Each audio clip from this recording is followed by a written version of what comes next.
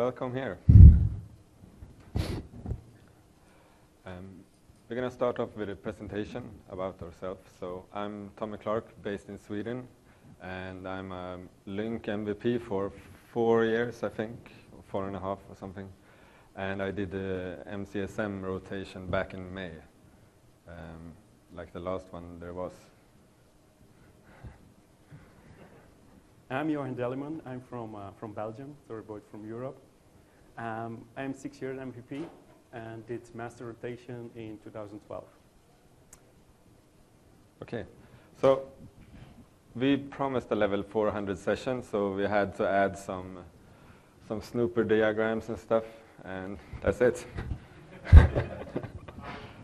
So that's the invite to you, and so you should know what to answer to that invite then, because we're going to have a test slide at the end.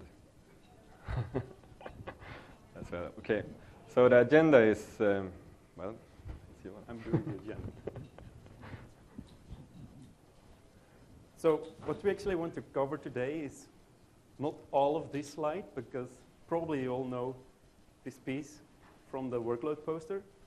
So if you look at this slide, do you understand everything that's in there? Because it's way too much information. It's like everything together doesn't make sense all the time. We're going to try to make it a little bit easier to take it apart and go through it. We're not only going to do like media stuff, we're also going to do like looking at how conferencing actually works, how it works under the covers, what are the parts and pieces that bring it together. So first of all, we have to start with the protocol. So there is a separate protocol to do all of that conferencing stuff. So obviously, we also have to talk about the backend, whatever is used on the Lync servers, what make conferencing possible.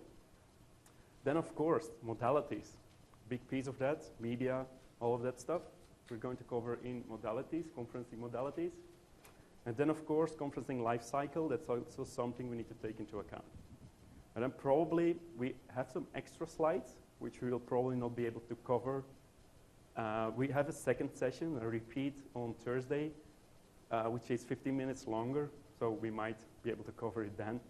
But anyway, it's in there for you to have more information, so feel free to use it. So first of all, we go into the protocol being used in conferences. So do you all know this protocol? Who knows it? So a few hands, so that's okay. So we're here to explain that. So the protocol is actually called Centralized Conferencing Control Protocol. So CCCP, C3P, which you will also see in a lot of information. So what is it actually? So it's something Microsoft created. It's not something in the open like standard. It's something Microsoft created. And it's important because you use it to do creation, manipulation, and deletion of conferences. But you need to use it if you want to interop with Microsoft conferencing. Like video systems need to understand C3P or they will not be able to join conferences. So it's very important, this protocol. So how are the clients signaling this protocol to the server? Well, they're not actually talking C3P to the server directly. They're actually using SIP to send C3P messages. So if you do snooper, you will see all these messages come by, just like you do regular troubleshooting in Lync. So you will see them in the snooper tools. Then, of course, we use normal SIP messages to transport, like, for example, notify, be notify is used to warn users there's something going on in the conference. For example, a user joined, that will be a notify, and there will be a C3P package in there. Now, how is this configured? It's an XML package. So all the information is in XML transported over SIP. So this is an example. Is it big enough? I think so. So this is an example, and we see, yeah, it's just a SIP message. Because we see we have a start line. It just says service. So it's a SIP message. So, and we're actually talking to, if you look at opaque app, conf, focus factory, this is the conferencing backend. So we're talking SIP to the conferencing backend, and we are sending this, and we see the content type is obviously CCCP, so it's XML. And then we have the body inside here with add conference, for example, as the command we are sending to the conferencing server. So there are several commands like creating, modifying, deleting, getting conference capabilities, because if you want to schedule a meeting, you need to know what are your capabilities. Am I able to do audio, video, that kind of stuff? What are the URLs? Then, of course, we can get our conferences, like the list of conferences we already scheduled. So we can do some stuff there. And, of course, we need to check if the MCU types are available, because maybe not everything is configured on the server side. Potentially, some MCUs are not running, or they're not available, or not configured. So then there are other messages we can send, like we add users to a conference, we delete users, we modify some endpoints. For example, lobby access is also controlled by C3P and all the other stuff. And then I give back the word to Tommy. So we started with the C3P stuff because that's the protocol being used in the backend. And I'm not meaning the backend database, but the backend servers and everything. And that's the focus and the focus factory. And I think that most of the people that know the C3P stuff knows what a focus and focus factory is, or is that news to who knows what the focus and focus factory is? Okay, good. So basically the focus is authenticating participants before allowing them to enter the conference. And it's also managing the conference states, and it's maintaining and enforcing the conference's policies and the roosters. And it's allowing the organizer to change the meeting during the meetings, so like locking the meeting in the mid-meetings. And the focus factory is a zip entity that creates and modifies and deletes the conference in the conferencing database, backend, that is. And the clients use a zip service message to send a C3P command to and from the focus factory. So it's basically the focus factory that's are responsible for scheduling the meeting in the backend database. And after it's scheduled, it will also send back the meeting URI to the user. And that would be the Outlook client or the web page that you can schedule meetings from. The MCU factory is also called conferencing factory in some technical documentations and blog posts. And it runs on each front-end server as an application and uses HTTP as the interface to talk to, and it's responsible for provisioning the conference for a particular media type on the conference server. So it's basically provision the meetings according to the policies and takes into account the load on the conferencing server before assigning the conference to a particular server. So the MCU factory will check with the backend database what kind of load there is on the different front-end servers before it provisions the meeting on one of these servers. The conferencing database is the RTC local database on the primary front-end for the user, and it will use WinFabric to synchronize the information to the two secondary members after it stores that information in the RTC local database then. The conferencing database contains the metadata for the conference, but not the calendar information that is stored in Exchange. It also talks to the backend database, or I mean, the conferencing server talks to the backend database to get this conferencing load information. How many of you have seen this slide before?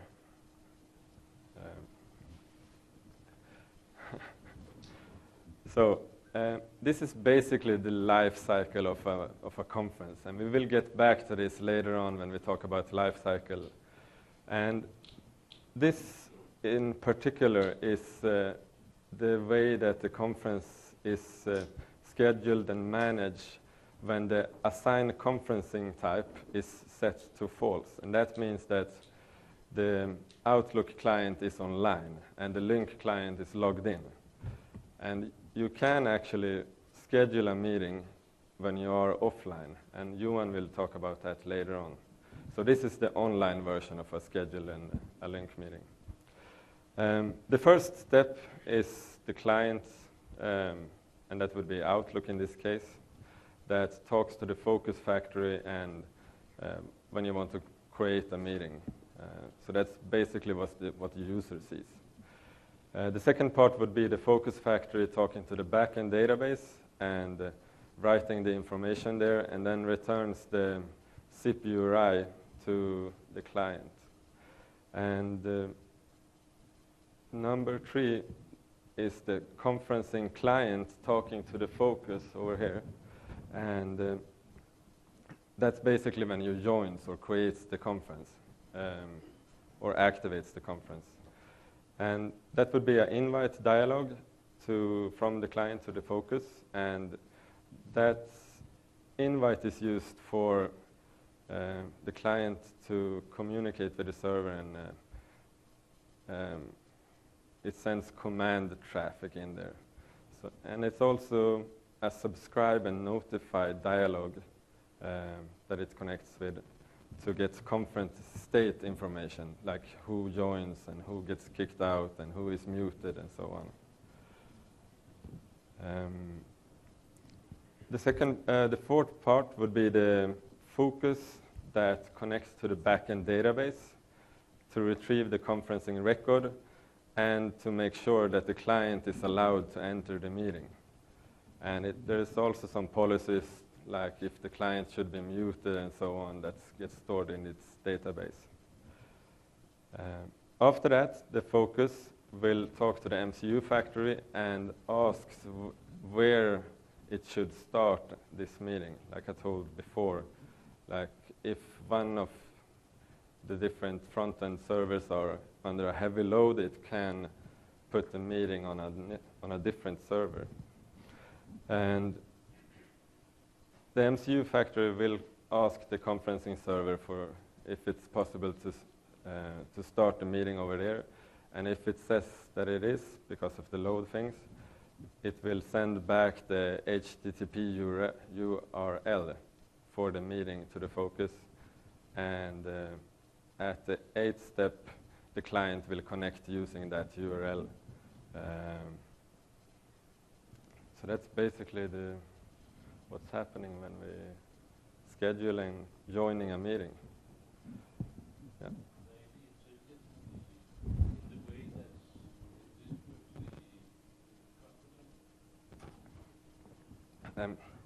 Could you repeat that?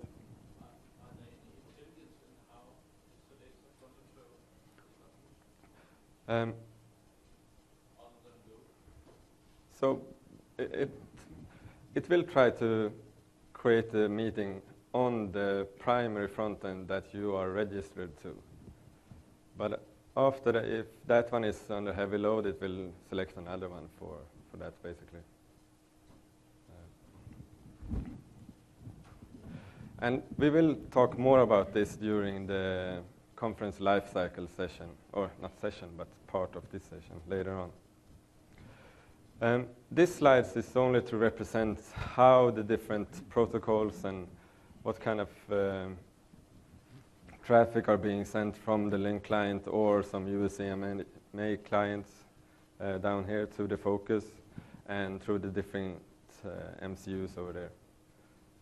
So it's basically audio over SRTP, and we could also see that it's talking C3P between the focus and the MCUs to decide on different stuff. Modalities. So now we're moving on to modalities. So what can we use during a conference?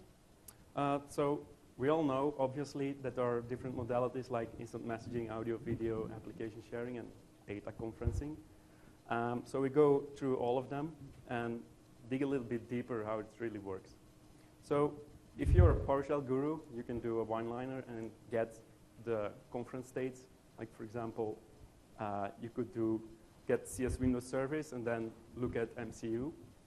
And then you will have a list of every MCU available and the concurrent sessions currently going on. So first of the modalities we're going into is IM conferencing.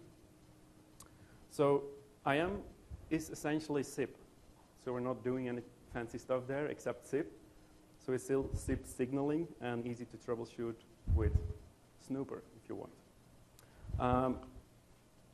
Going a little bit deeper. So IM conferencing, so it's called RTC IM MCU because there's a separate service running on the box and the name has SVC extra added to the service name. And you can get it with this command. So if you want to focus on this conferencing server only, you can focus on with this command. So this is like a build-up for all the modalities, a little bit similar for all modalities we are doing now. And for example, we're going to explain some features and what's the value, the default value, for example, and then what can you do to configure some stuff and maybe some nodes additionally added to that. So for example, how to start IM. Does instant messaging start automatically when you join a conference? That's a good question. Does anyone know that? It doesn't actually start automatically because in 2013 we have just the audio part. We don't have the instant messaging window by default. So it doesn't do that. For example, can we disable IM? Yes, we can do that, but not for long because it was only from cumulative update October 2013 that we had an option to disable IM in a conference. Or there was another option like Q&A. If you enable Q&A, it will turn off IM. Because sometimes it's annoying if you're in a large meeting and everyone is typing, you get a ping ping sound all the time. If you want to make sure that doesn't happen, switch to Q&A or disable IM. One interesting thing I found while testing and preparing the session was, can you do an IM-only meeting? I was expecting not to work, but it works. So you can do an IM-only meeting. I had customers requesting this in Lync 2010, and I know it didn't work then. Apparently, it does work now. And because of that, we deployed persistent chat, which was even worse. But you can do IM-only meeting, so that's good. And of course, Q&A is available as well. So some screenshots to go with that. So when you're scheduling a meeting, you have the option to say, I want to disable IM in this meeting. So that's easy, right? And then you can configure some policies. Do we allow Q&A, yes or no? So by default, this is enabled. So you can switch to Q&A if you want to. So for example, if we disable IM, this is the experience. So you will join a meeting, but it will say, OK, IM is disabled. So we know that. And for example, how do we enable Q&A? So currently a meeting is going on, and we want to change it to a Q&A meeting. Because we cannot set a Q&A meeting up front. We have to do it during the meeting. Or when a presenter joins, he switches to Q&A. So we go into the client, and we go to the share screen, and then we just click on Q&A. It's enabled. So and then we see this interface. So people can ask questions, but they're not in the IM window. So we have to do Q&A, so presenters can answer questions there. So how do we join an IM conference? So that essentially it's very easy. It's just SIP. We do an invite. So we invite, and where do we send the invite to? So if you look very close, like in opaque, again, we have appconf chat ID, and then the conference ID. So we are connecting to the conferencing server, so the IM conferencing server, and we say, OK, for this conference, so we give the ID as well. we're going to join it. So we invite it to go into the conference. So it's from a user account to the conference, the instant messaging conferencing server. And what content type is there?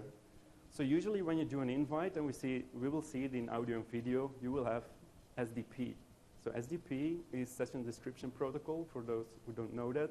It's like, how do we negotiate media streams? So like IP addresses and ports to be used during a session. Of course, for IM, it's kind of strange to have IPs and port ranges. So essentially what we're doing is sending an empty SDP message. Because it says, well, it only says M from media. It says it's a message. So we'll see later on there are some different options when you do audio or video or something. So essentially it's an empty SDP. So it's still SIP, and we join it with an empty SDP. So then, for example, if we send a message during a conference, we just use the message SIP start line. And then, of course, it's against the same server with the same ID for the conference.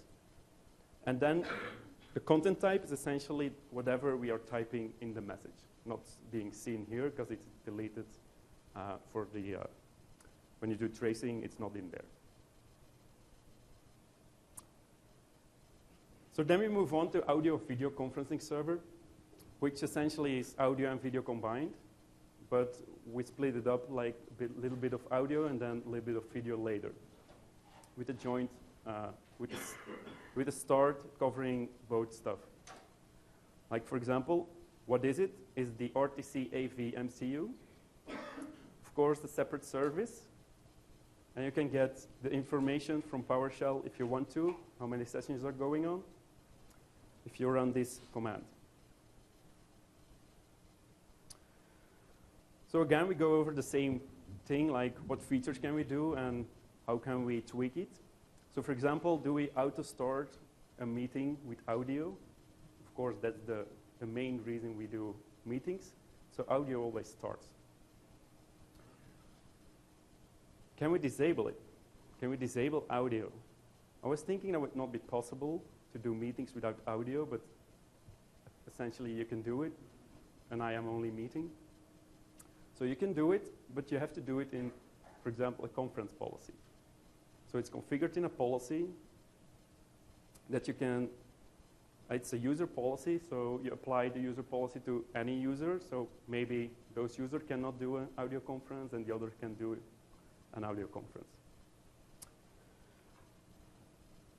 Let's see what's also important here. Okay, we can obviously mute participants, specific participants. We can do an audio-only meeting because we can disable all the other modalities. And then, for example, for video, video can also be disabled. We cannot have video-only meetings. So video-only meetings will never work because you need audio to go with video. What? Sign language? You have to mute the microphone. Well, essentially, you're not sending any packets over the wire anyway, so you're just doing comfort noise. So it's not a problem for the network, but well, video is potentially. Can you do polling? What?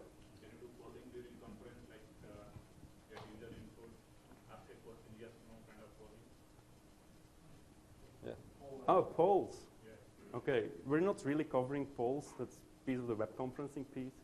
But you can essentially do that. You can create a poll, post it for everyone. They can enter their details or their choices, and then you can display it to the users. But that's in there for a long time already. I think from us, yes. Well, live meeting it was. So if you look, how do we do this, disable audio and video? So obviously we have the conferencing policies with the options allow IP audio, allow IP video, which we can also do from the control panel, but we are all PowerShell guys, so we like to do it from PowerShell. And for example, if your IP audio and IP video is disabled, you still can schedule meetings, which I also didn't expect, but you can schedule meetings, although it removes everything from dialing conferencing. So normally there should be dialing conferencing numbers and stuff like that, but if audio and video is disabled, or audio is disabled, you will not have this information, but you will have the join link. And what will happen is you just click the link, and essentially what happens is that it tries to connect to audio, it comes back, but IM is still there. It doesn't give you a failure, but it's a kind of strange. It tries to connect to audio first, and then just comes back, and there's no problem. Well, if you don't have audio, then it's like this. Or, for example, you can say, I don't want to join the audio piece on the client when you're joining. That's also something you can do during joining a session. So how can we mute audio and video also during scheduling time? So we have both options, like we are going to mute all attendees when they're joining the conference, and we want to block all the video. Obviously, you can also do that during a meeting. So during a meeting, we can say, okay, we are going to mute everyone, and we are going to block, or we don't allow video anymore. So we have two options. And then we go into some other options you have to configure the audio conferencing piece. For example, an important one is actually the third one, allow multi-video view, allow multi-view. It's a per organizer policy. So that means users can organize meetings that enable multi-video view, yes or no. And the one under that specifies whether a specific user can join a conference with multi-video view. So there's a big difference between organizer policies and end-user policies or attendees joining. Apparently, the max video conferencing resolution for VGA, for example, which is default, has been deprecated, so Lync 2013 doesn't use that policy anymore. So if you want to tweak it a little bit, you do have some options. For example, total received video bit rate. You can specify that. So default, you see the default values, that's 50 megabytes per second, or megabits per second. So that's pretty high. And it really means all the streams combined. So all the video streams combined, that value you can limit. It is separate from call admission control, if you know call admission control, to regulate your network traffic. So it's a separate from that. And of course, you can also specify the amount of network bandwidth you're going to send to the conferencing server. Excuse me, I've never tried this before, but can you enable dial-in just for audio and turn off audio from the Lync client? I don't think so. Not sure, I don't think you can do that. Or maybe, does anyone know? I don't think so. So now we're going into more like the details. What is audio all about? For example, the audio conferencing server does mixing. So mixing is very different from switching. So video will be doing switching, audio is mixing. So they're very different approach for conferencing. So it will mix all speakers into a single stream, and it's up to 5 active speakers being mixed within a single stream.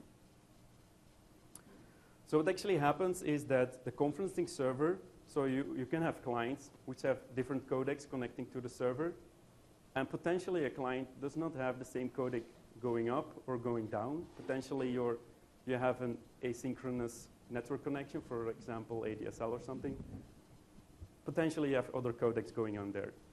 So you have different clients joining an audio meeting.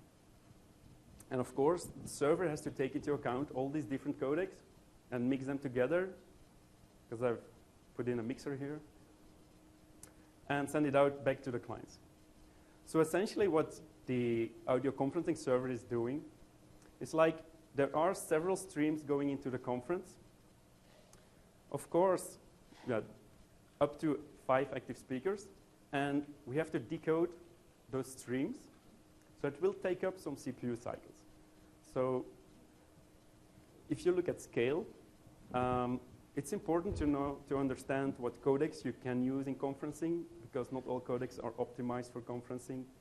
But we have to decode them, and then we mix them, and then send them back to the clients. But we have to re-encode them, again, some CPU cycles, but we have to strip. If we're talking to a conference, we have to strip our own stream, of course, because we don't want to hear ourselves. So there's some other stuff going on as well.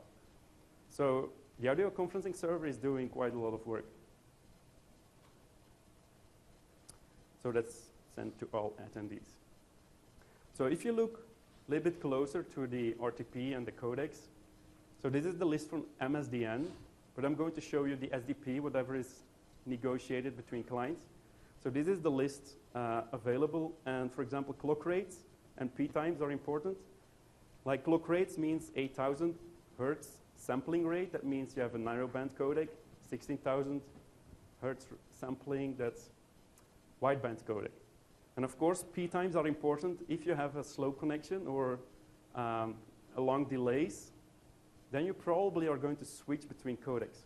Because if you look at Siren, for example, it can go from 20 until 200. And P times means like how much milliseconds do we have time for audio packets to arrive. So it can switch the delay or the buffer when we receive audio packets. So if we have a bad network, most likely we're going to use Siren.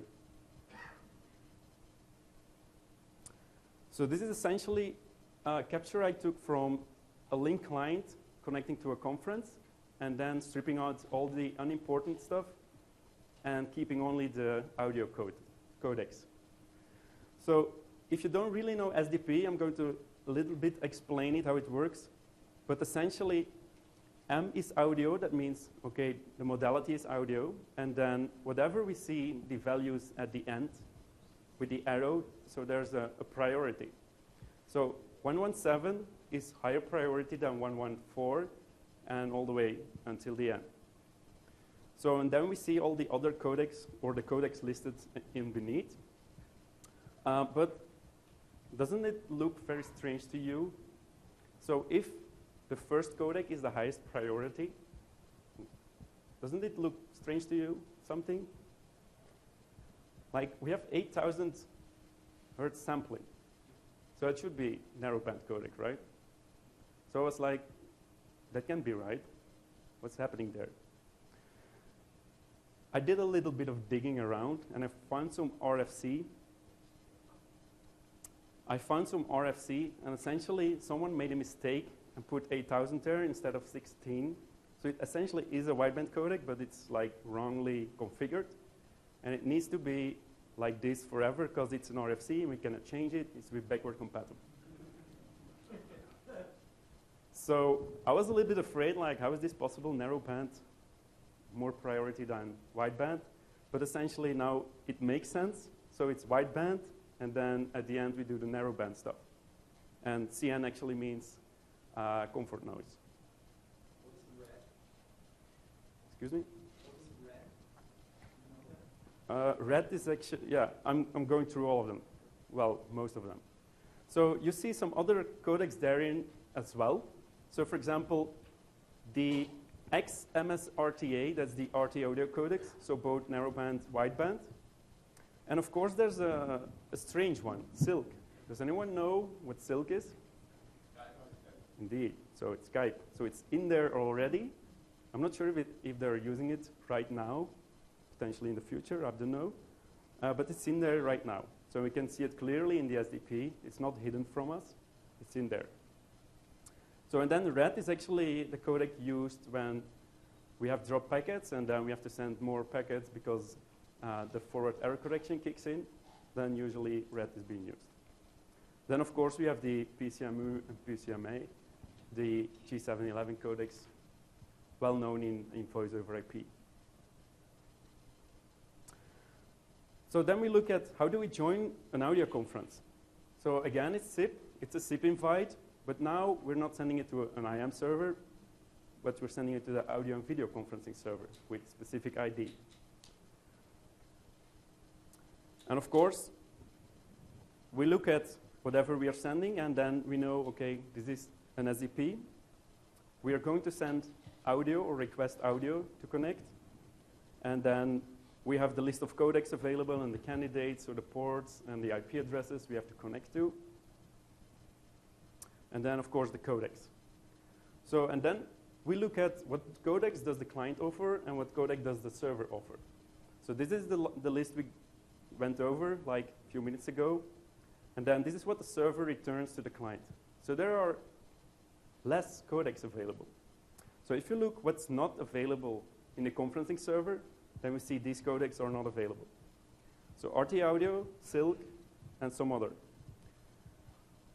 So potentially you would say that's kind of strange. So the Microsoft codec is not used in conferences. We all know it's an optimized codec. Why won't you use it?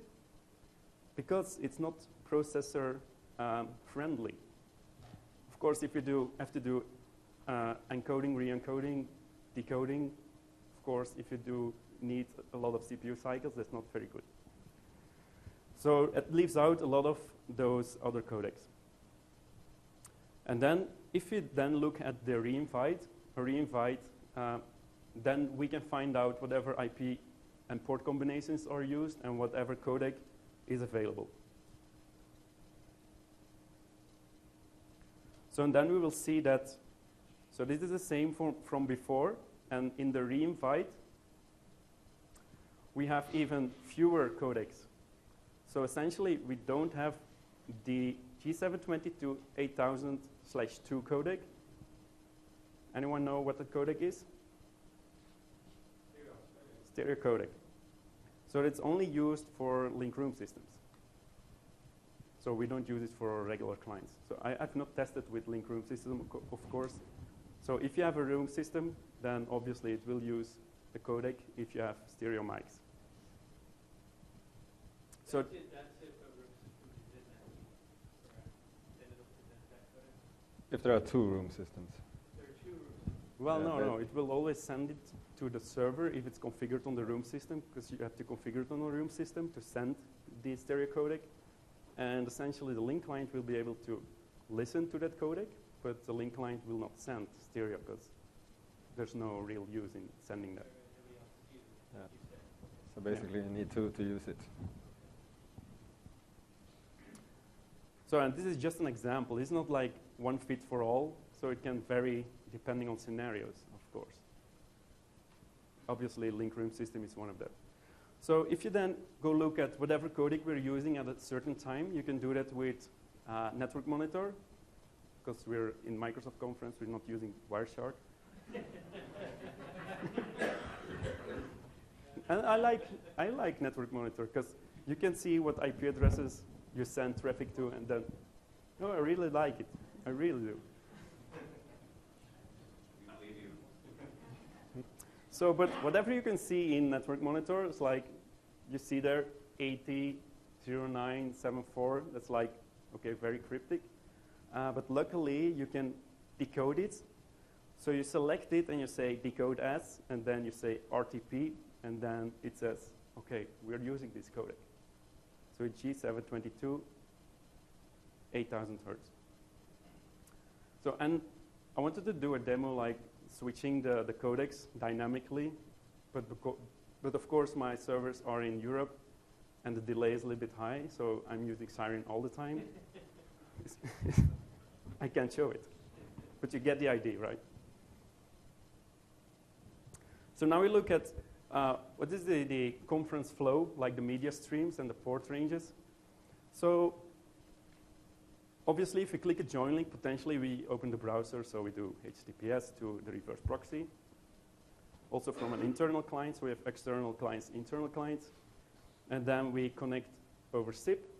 So we connect to the servers, because we are going to do an invite or connecting to the conference over SIP. So we know if you're an external user, it's going to be 443.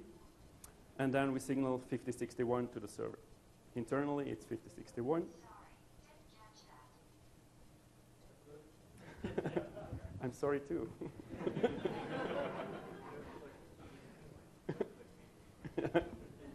Didn't work? So if you are sending media to to the media server, the conferencing server. Obviously, as an external client, we are going to use port UDP 3478, sending it to the Edge server. And then Edge, it's not Edge going, well, you know all the I stuff. So you know the firewall rules are not like the arrow from Edge, but essentially media is flowing to that side. So we are going to send it to the port range on the server side. So the port range on the server side is from 49152 until 57500. So it's a large port range, like over 8,000 ports. And then, of course, a second stream is going to the client. And then, of course, we're sending to the Edge server over port 3478. And then, depending on client configuration, so this is default client configuration, it will use port 1024 until the upper range. So 64K port range by default. You can change that, but by default it's like this. So and internally we just connect to the server and then also the 64K port range like this. Then of course if we also are doing dial-in conferencing, we're going to do the media between the conferencing server and the mediation server. It will use the same port range on both servers. And then, of course, if you look at whatever is happening on mobile clients, so an external mobile client connects to the reverse proxy, of course, to Signal and to do all of that stuff. But our internal clients also need to connect to the external side for reverse proxy. We all know this. But the media, okay, and then the reverse proxy connects to 4443, and then the media flows like essentially the same as the fixed client. So no surprise there. Any questions? Okay.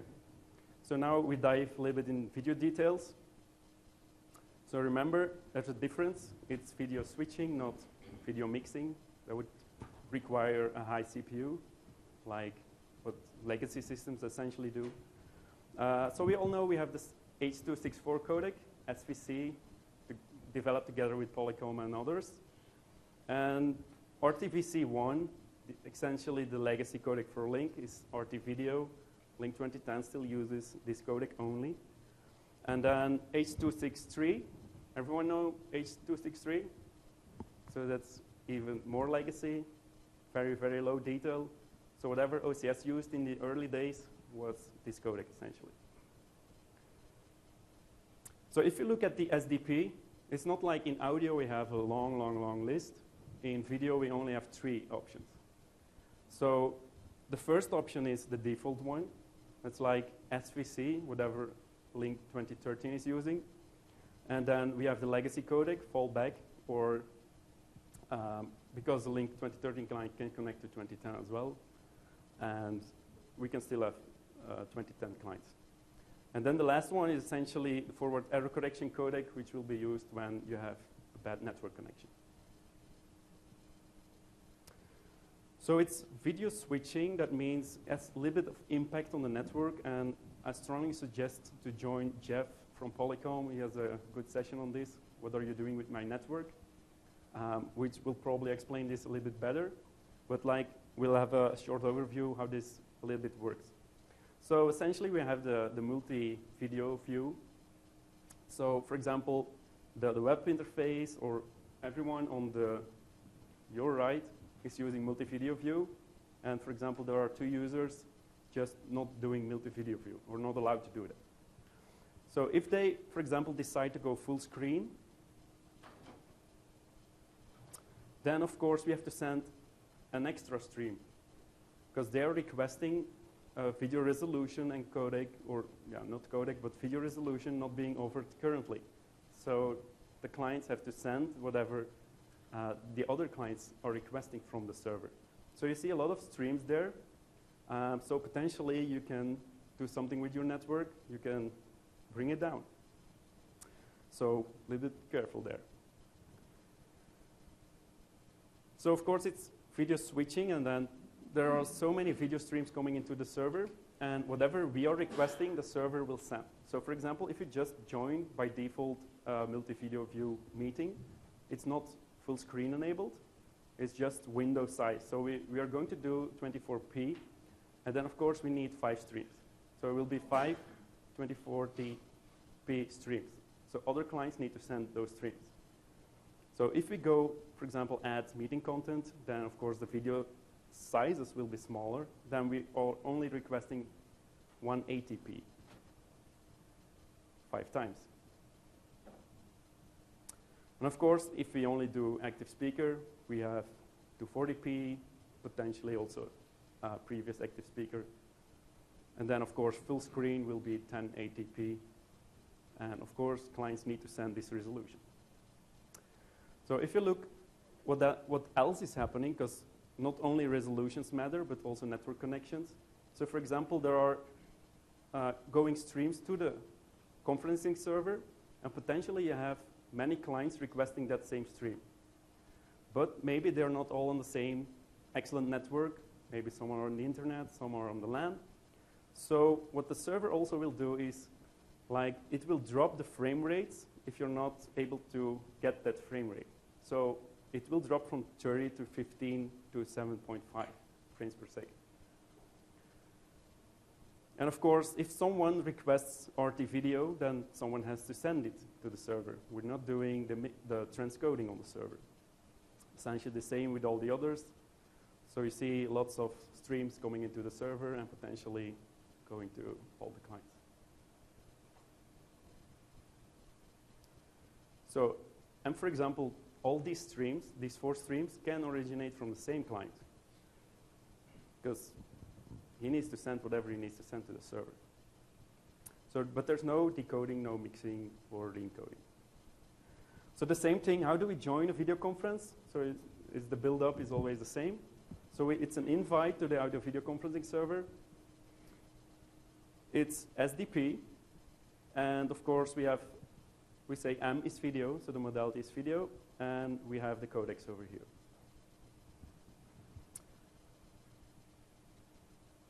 Then if you look at whatever is happening in media on port ranges on the server side and the client side, I'm not drawing all the other lines, I'm just doing the media now. So, of course, the client is again sending UDP to the edge server on 3478. It will be sending to the video port range, that's a different port range. It's 57501 until the high port range.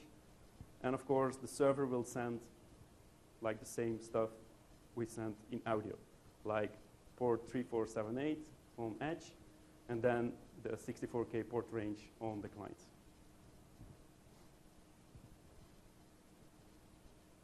And I'm going to hand it over to Tommy.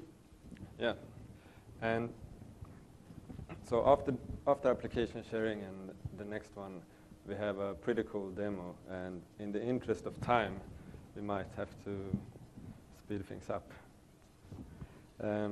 So application sharing conferencing server is the RTC AS MCU, and it's a separate server that you can restart and stop and manage like all the other servers, and we also have PowerShell to that one. And this command, get CS Windows Service, is the best command to see what's actually happening on the different servers, I think. Or is there any other good ways to see that? So this is basically live what's happening, and we have one conference active on this one. So with the application sharing, we have the different policies that we can set and to manage the meetings, but not so much as the other ones. For example, we can start app sharing only, and we have the enable application desktop over there.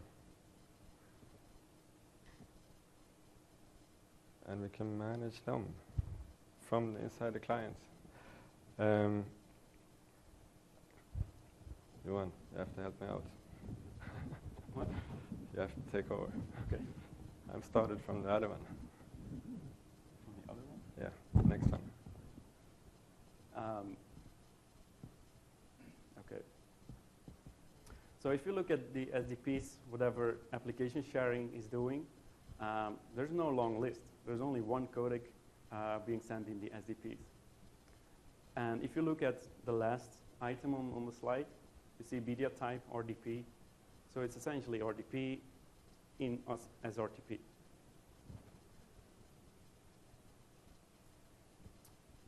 So it's also kind of dynamic because we're not sending always the same information. Like if you do a screen refresh, it's like a huge amount of information, and then if you're moving a mouse pointer or something, it's just few data.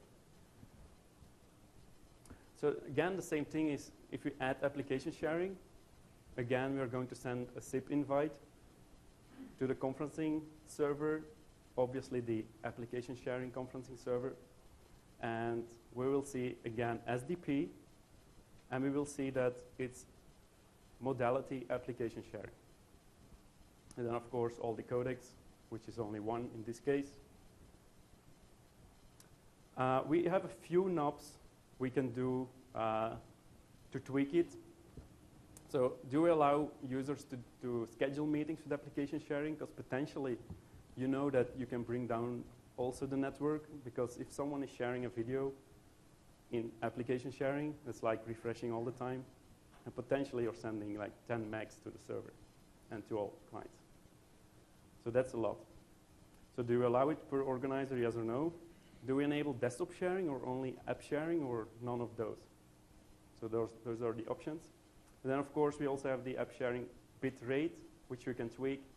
Like for example, if we want to limit the burstiness of like screen refresh, yeah, we can limit it. But if you do that, be very careful.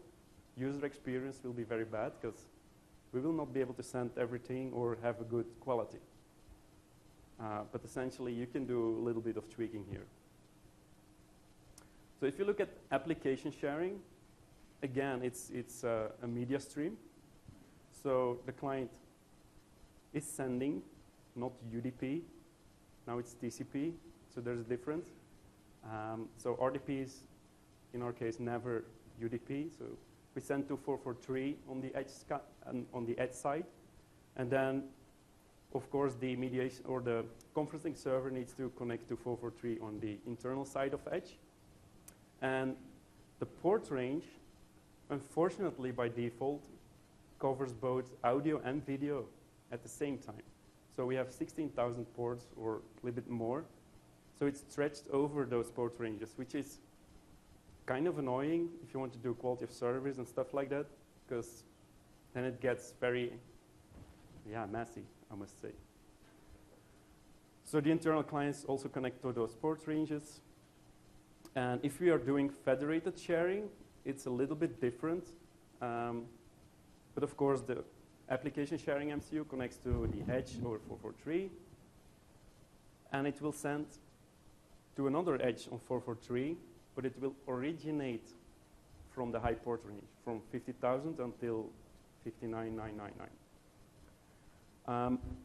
And if you look very closely, there's only one stream. Like if you do audio and video, you have a stream going this way and a stream going that way. If you do application sharing, it's TCP connection, so it flows between the connections.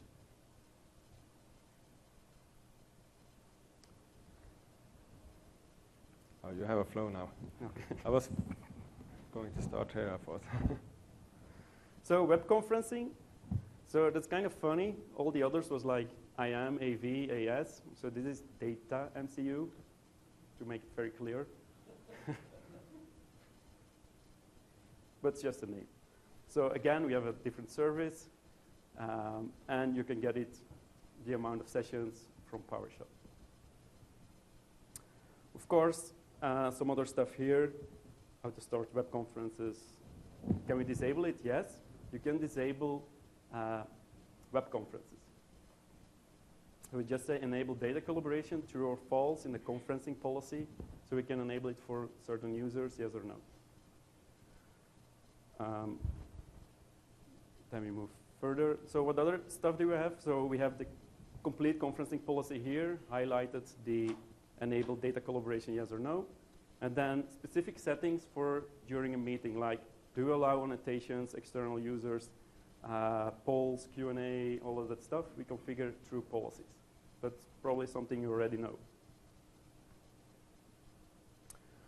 One thing that may be a little bit different from the others is when the MCU starts up, so the data conference MCU, it will connect to the Edge server all the time at startup. So it's very different from the other modalities.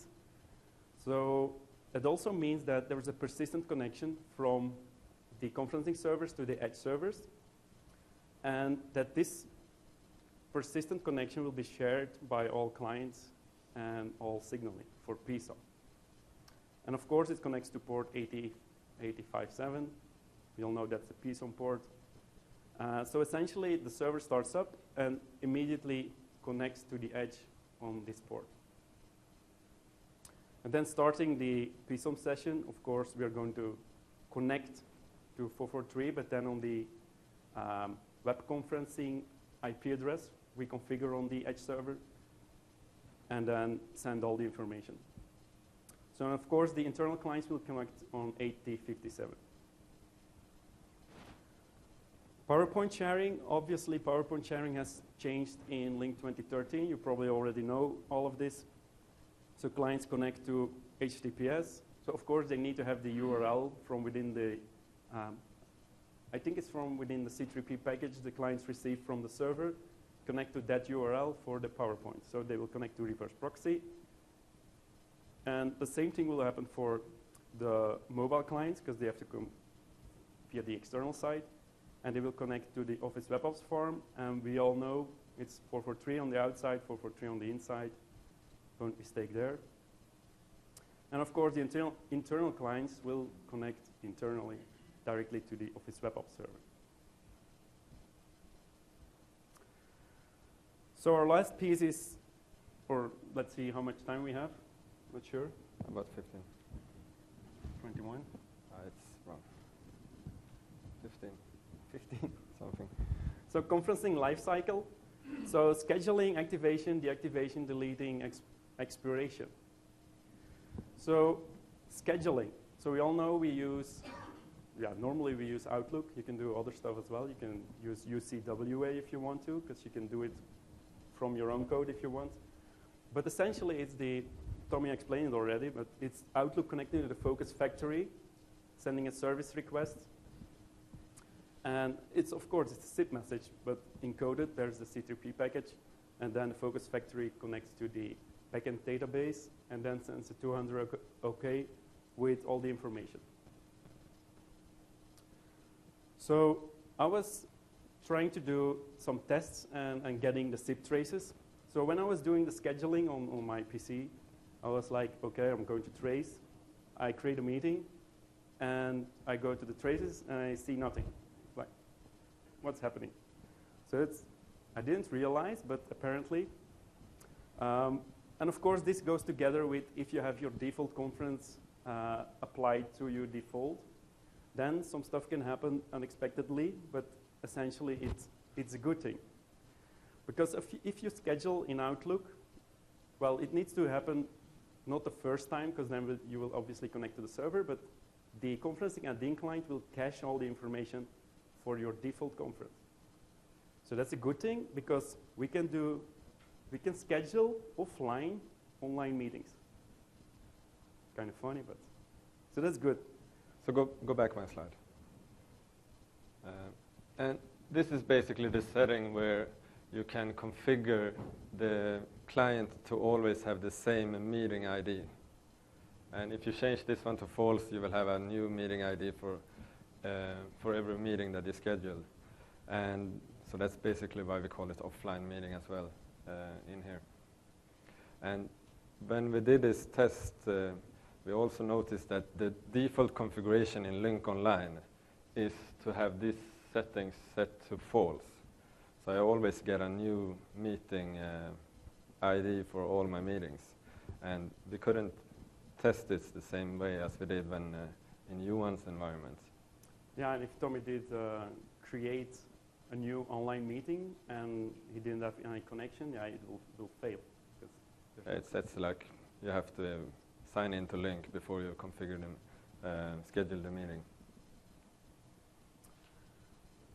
So the cache, a good thing, but not good for demos, because if you're not seeing anything, you're not able to explain anything. So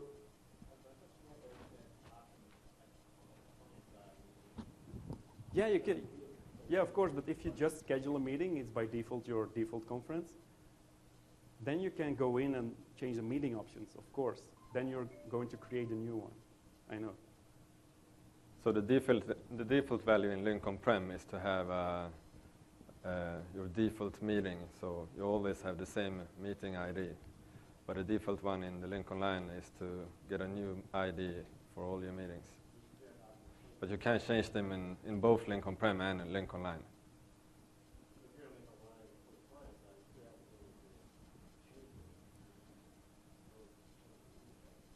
To use always the default one? Or apparently in Lync Online, you only have, or every time you create a new meeting, it's a new meeting. It's not your default meeting, apparently. PowerShell option on Lync Online? Yeah. Change that back to true? Sure. It has tenant ID in the PowerShell command, but I haven't tested it. But you can do the same if you just add the tenant ID against your tenant. So it should be, but I haven't tested it.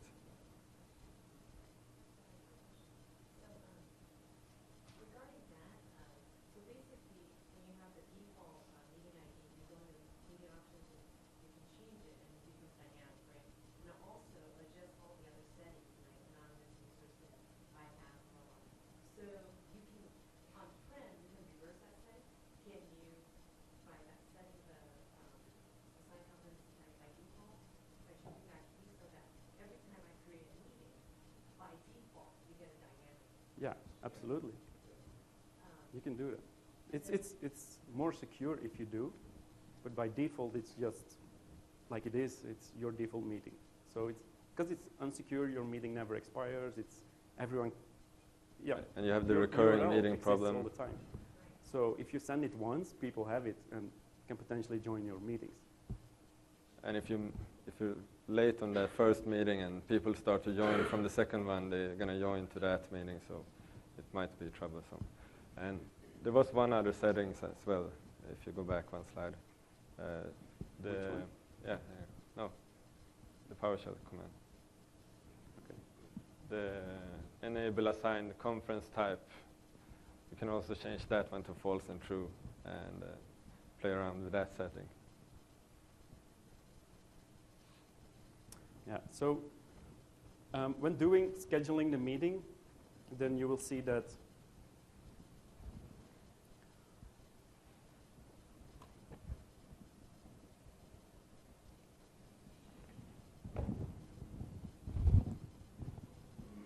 Ready? yeah. So is that to say that if you use cache at the back end, so the back end database is never aware that you created that conference if Well- you're using the cache data? It already exists. So it just creates It's the focus. it's a perpetual meeting with the same ID. So Well, you don't the have to focus log. has to actually create it when somebody joins, but it doesn't have to cache the actual meeting data in the back end because it already is aware. Yeah. Okay. And if you upload files and stuff, they will be there for all the different meetings as well. Yeah. So this is a trace of doing a schedule for a default conference. So essentially, we are signaling to the server with a service request, and we are saying, okay, get conference capabilities. So I want to know what are my conferencing capabilities. So the server comes then back and says, okay, I have a response for you. You can do, or those modalities are available. And for example, this is a dial-in URL. We have all the other configuration in here. So essentially receiving all the information from the server.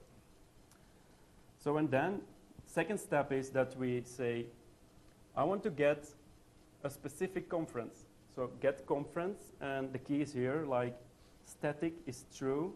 So the static is my default conference. So I'm getting that static information from the server. And then, of course, I will have all this information in the response. Because we can see the, where's the key? Or the ID. So we can see the ID over here. And then we are going to say, signal again to the server. We're going to get all the details, I think. Yeah, for example. So that's the flow when you're scheduling a meeting, your default. And also, a lot of the settings for Lync Online is kind of hidden and undocumented for us normal people. So if you enable the client-side logging and open up the log file on the client, you will see all this kind of information and kind of document the stuff backwards. So it's possible to see all the setting in Lync Online, but that's the best way of doing it, I think. We also want to show you, like, you can view whatever is happening in the backend with, does anyone know DB Analyzer? It's a resource kit tool which you can use to get some information, whatever is happening. So I'm going to do a query on the user object. So the server will return all information it has for a specific user. But that will include everything like contact lists, certificates, meetings, all of that information is returned from the server. So and then we can go look at whatever this user has scheduled.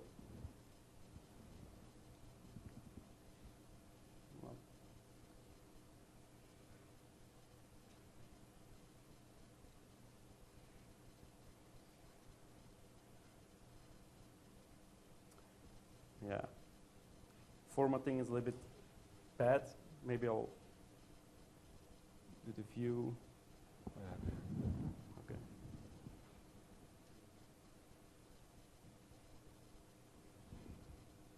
Are you still able to see this?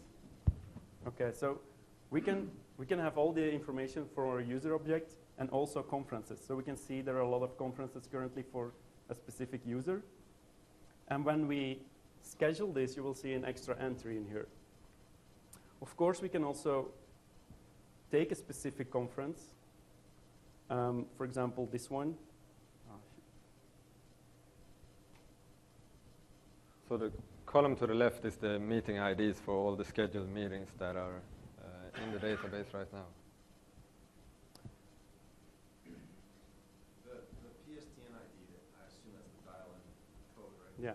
That doesn't match up most of the time, does it? Like, when I've looked at this before, and I've sent an invite, and in the invite it's a different PSTN ID than there, but I've called both of them, and both of them work. Oh, really? I didn't know that.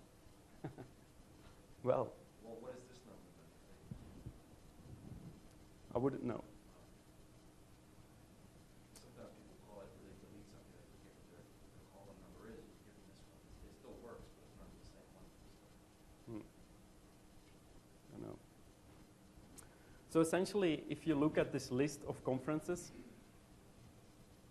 you see there is one marked as true, so that we know this is our default conference or static one. So we can, for example, take a conference ID and then maybe drill down in that specific conference what information we can see. So then we get also a response, and we see, for example, when this was scheduled, expiration time, all of that stuff is in here. If it's active, if it's inactive, what organizers, what invitees there were, what MCUs, or they're active, inactive. So you can find the detailed information in here, what's going on in the background. So we'll switch to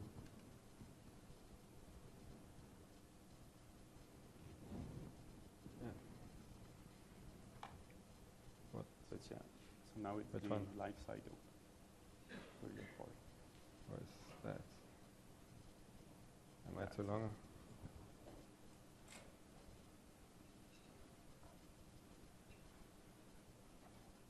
Yeah, so we included everything so you can view it offline. Oh yeah.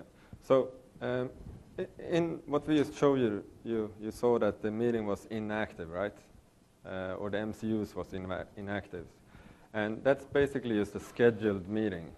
And when the first client joins that meeting, it's going to activate the meeting, and it's sending some C3P messages between the focus and the different MCUs and to activate that meeting. And that's basically from that point on that the life cycle times are. So if we schedule a meeting the 1st of March, it's going to be recycled the 15th of March. Was that true? Or 16th? We're having a little bit of time differences between the servers. So it should be 15 days, but it looks like it's kind of 16 days because it's 12 a.m. or something. Already 80's out, it's no longer valid. Yeah. But when you create it, it's active right then and there, right? So like if you schedule a meeting a year in advance, that meeting's active for a year plus 15 days, right? Yeah, but it will show you as inactive in on the MCUs that you saw on demos. Tomorrow instead of a year. It will activate. 15 days, we'll wait a year. So it will activate and then kind of deactivate, but it won't recycle or kind of crash everything until it's recycled after 15 days from that time, unless you delete it from Outlook or delete the user. So we're going to show this in a demo instead? Yeah. We have time. Yeah.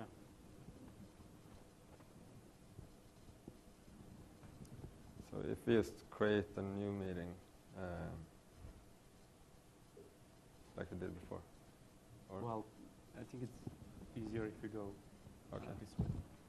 So whatever happens if we do an ad hoc meeting, so the order of messages sent to the server. So first of all, we already know it's a service message to the server, so in SIP, and of course there's C3P inside of that. So if we do ad hoc meetings, of course we need to create first a new meeting. So the first message we are going to send is ad conference. So of course, then we get a conference back, and then we're going to invite it because we're going to join it. Ad hoc meetings are scheduled on the fly, and then you just join them directly. So we do an invite, of course, the focus with the ID, and then we're going to add ourselves as a user into the conference. So of course, we are also going to subscribe to the focus. Why we want to do this, or yeah, we have to do this because we want to be aware if someone joins the conference, so we need to be notified. So we are going to update our roster based on notifications. So of course, if we join a specific meeting, we are going to automatically invite, for example, the chat MCU. And also we get a notification that someone added or joined a specific MCU. Because we see this in the client, right? You see for specific modalities that someone is joined yes or no. For example, yes in audio, not in IM, or yes in IM, not in audio. You see that in the client. So you need to be notified in order to change that. And of course, then we're going to invite the AV MCU as well. And then there's a specific thing what actually happens on the back of the conference. So it's essentially the server who is going to invite a special user account, which is called CAS. So it's CAS and then your username or your SIP address. And essentially that's the conferencing announcement service, which takes care of announcing if people are joining or leaving a conference. And of course, we are going to subscribe, or the server is going to subscribe, or the conference announcement service is going to subscribe to the service as well. Because he needs to be notified if there's a user, then he will announce it. I'm not sure anymore what this means. And of course, we are going to be notified if a user is joining the conference.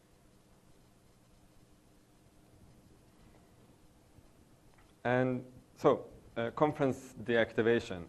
And that's basically when you open up a meeting, you have the red cross in the right corner, and you can end the meeting from over there. And then on the bottom right, you have like 3 dots. And you can go into that setting and choose end the conference. And it's a bit different how you do that. But if you end the conference, it will send out a deactivation for that meeting, unless it's your default conference, that is. And when you do that, participants will be ejected after 90 minutes, or if they're not signed in users from your organization. So like all the anonymous joined users will be kicked out after 90 minutes.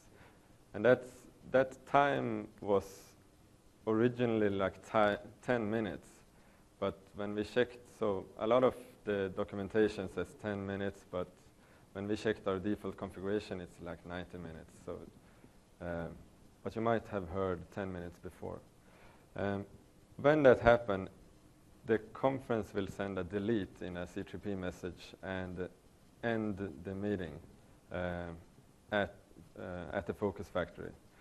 That also happens if the organizer is disabled or deleted from using Lync. So basically when you delete the meeting from Outlook or if you delete the user. And after that, the meeting will expire after 15 days of grace period, and that will delete all the uploaded slides, the whiteboards, the meeting notes, and so on. And that will be deleted from the presentation file share. This data is encrypted on the file share, and it's kind of hard to find out the specific files for different meetings because it's saved with a long GUID and it's encrypted, so you can't really get to it. And by that, we are at the end. Show the last slide. Oh, that's true. About the meeting content, I'm guessing we're supposed to just use the 2010 branded tool to extract that data from the file share. I've never found a 2013 specific tool for that. No, I haven't seen that either. So, and the last slide is this one. So that's our buy. And